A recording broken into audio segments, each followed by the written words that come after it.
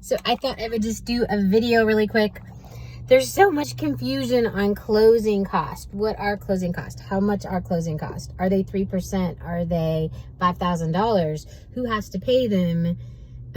What's negotiable about that? All that kind of stuff. So as far as closing costs, I'm going to try to make it as simple as I can. There is closing cost associated with when you buy a house, there is closing cost. And when you sell a house, there is closing cost.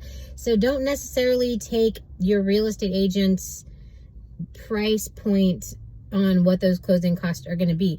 Generally, real estate agents tell you that closing costs are 3% if you're a buyer, that your closing costs are somewhere around 3%, which could be totally 1 in 100 chances that they're going to be 3%. Now, the rule is that the seller can pay up to 3% of your closing cost.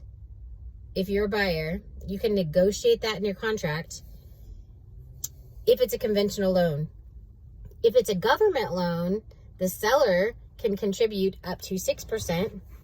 A government loan would be FHA, VA, USDA, also known as RD or rural development. The seller is able to pay up to 6% of the purchase price towards your closing cost as a buyer, okay? But 3% is not what closing costs are. There are some fees that are fixed and there's some fees that are percentages. So an appraisal fee could be a fixed fee of $600. It doesn't matter if your loan is $60,000 or $600,000. Your appraisal is probably going to be $600. It's somewhere around there. It's a fixed fee. The credit reports are usually fixed fees. They can charge you what they actually cost you, but